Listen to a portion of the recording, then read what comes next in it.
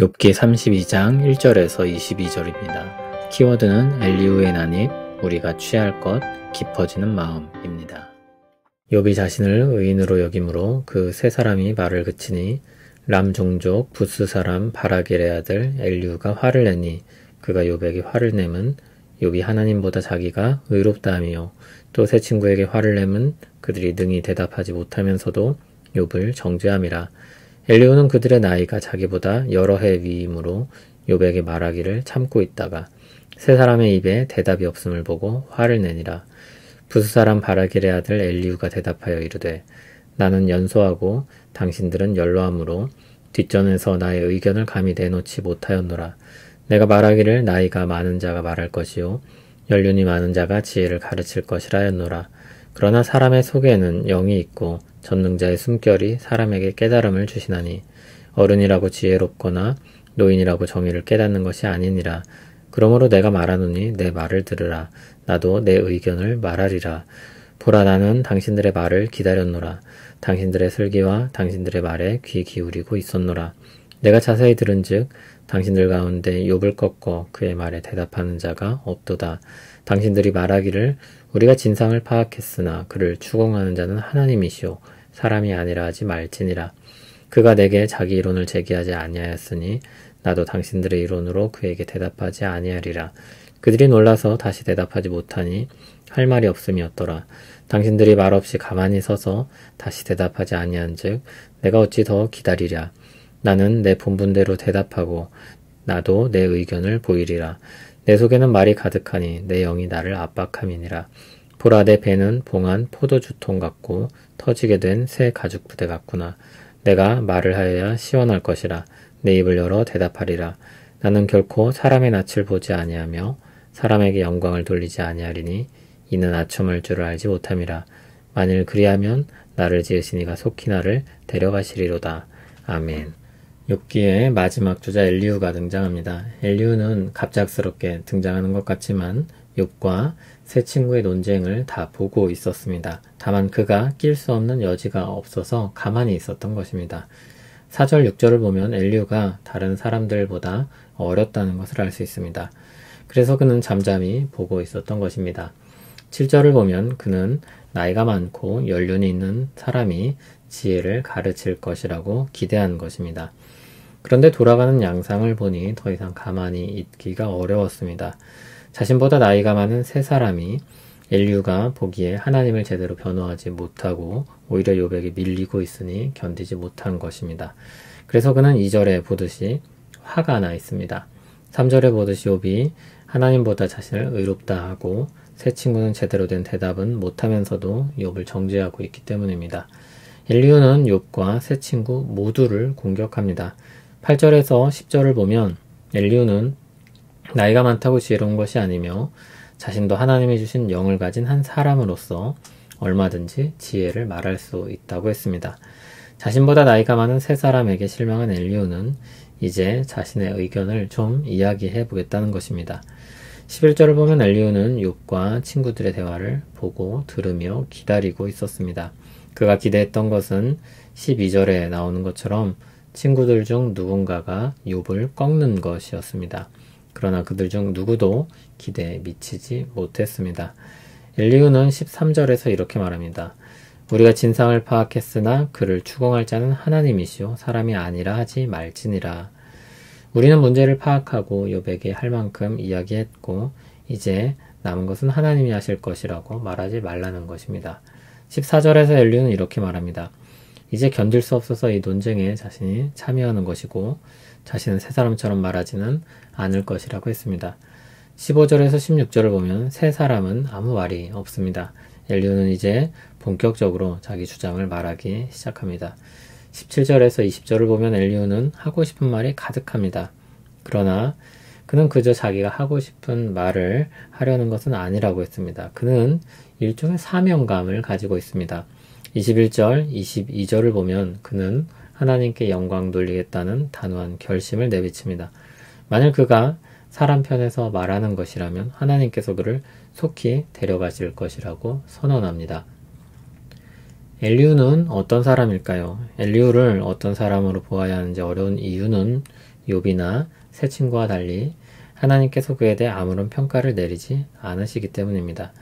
욥은 의로우나 재앙을 당하게 된 사람이라는 사실이 욥기 자체에서 그리고 하나님의 말씀에서 분명하게 언급되어 있습니다. 그러므로 그가 무슨 잘못을 해서 벌을 받은 것이라고 말하면 안 되는 것입니다. 그런데 그게 친구들의 주장이었고 그들의 주장은 42장 결말에 이르러 하나님에 의해 잘못됐다는 평가를 받습니다. 이렇게 엘리후의 말도 분명하면 좋을 텐데 욥기에서 그에 대한 평가를 내리고 있지 않습니다. 그래서 독자들에게 해석이 까다로운 인물이 됐습니다. 게다가 그가 하는 말들은 바르고 정당한 부분들이 많습니다. 그래서 해석을 더 어렵게 만듭니다. 의인이면 의인, 악인이면 악인 이렇게 분명하면 좋을 텐데 그렇게 말하기 어려운 사람인 것입니다. 개인적인 생각으로는 이 사람이 누구 편이다 혹은 이 사람이 선하다, 악하다 평가를 하려고 해서 그런 어려움이 생기지 않나 생각이 듭니다. 우리 곁에 있는 사람들을 보면 한 가지 색깔을 가지고 있는 경우는 없습니다. 어떤 순간에는 참 선하다가도 어떤 순간엔 참 악하게도 보입니다. 그래서 누구의 입장에서 보느냐에 따라서 그 사람을 받아들이는 것이 많이 달라집니다. 욥기의 흐름에서는 다들 선이 분명해서 엘리후 역시도 그렇게 되기를 바라는지 모르겠습니다. 그런데 사실 엘리후는 좀 어정쩡한 사람입니다. 그는 이 편에도 저 편에도 서지 않습니다. 오히려 양편 모두를 비난합니다. 그의 말을 따르면 그는 오직 하나님 편에 선 사람입니다. 그는 자신도 하나님의 영을 가진 한 사람으로서 말할 자격이 있다고 고백했습니다.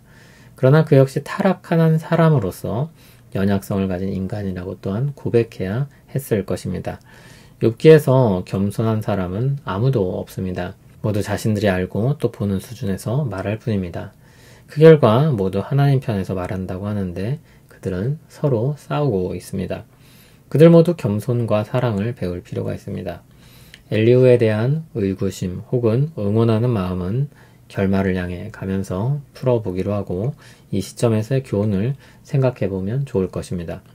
우리가 참된 겸손과 사랑을 어디서 배울 수 있겠습니까? 우리에겐 최고의 스승이신 그리스도가 있습니다. 빌립보서 2장을 보면 겸손하신 그리스도의 마음을 배우라고 했습니다. 그리스도는 하나님의 말씀을 듣고 순종하여 십자가에서 죽기까지 낮아지신 분입니다. 그러므로 우리의 겸손은 항상 하나님의 말씀의 권위에 우리 자신을 순복시키는 것이어야 할 것입니다. 또 로마서 13장 10절을 보면 사랑은 율법의 완성이라고 했습니다. 그리스도께서 모든 율법을 가장 잘 아시고 그 의미를 제대로 해석하시고 순종하는 분으로서 행하신 일이 무엇이었습니까? 십자가에서 자기를 희생하는 사랑으로 우리를 살리신 일이었습니다. 율법의 완성은 점수를 매겨 상벌을 주는 것이 아니라 하나님의 은혜와 사랑을 입은 자로서 사랑하는 것입니다. 그리고 그 사랑은 주께서 우리의 허물을 덮으셨던 것처럼 허다한 허물을 덮을 것입니다. 욥기를 읽다 보면 그들이 씨름하며 서로 괴롭게 하는 말에 정서적으로 지치기 쉽습니다. 이제 그만하면 충분하다고 이야기하고 싶기도 합니다. 그런데 그때쯤 엘리후 같은 사람이 나옵니다. 자신도 한마디를 거들겠다고 합니다. 자신이 해결하겠다고 합니다. 자신처럼 말할 수 있는 사람이 왜 없었는지 모르겠는데 자신이 이제 참 지혜를 하나님 편에서 말하겠다고 합니다. 그러면서 논쟁은 길어집니다. 하나님께 있는 판단 주권을 우리가 가져가려고 할 때 생기는 피로와 혼란과 어려움입니다. 그것이 타락한 이후 이 세상에서 비일비재하게 일어나는 일입니다. 내가 판단해 보겠다는 것입니다. 물론 우리는 생각하고 판단하고 살아가야 할 것입니다. 그러나 욥의 상황처럼 그가 당한 고난과 그가 살아온 삶을 연결짓고 판단하며 정죄할 권한은 우리에게는 없습니다. 심지어 복수까지도 하나님께 맡기라고 하셨음을 생각한다면 더더욱 그렇습니다. 우리는 자주 우리 자신을 과대평가합니다. 내 말이 옳다고 하거나 내 말을 좀 들어보라고 하는 순간 다들 그 굴레 안에 있음을 스스로 밝히는 것입니다.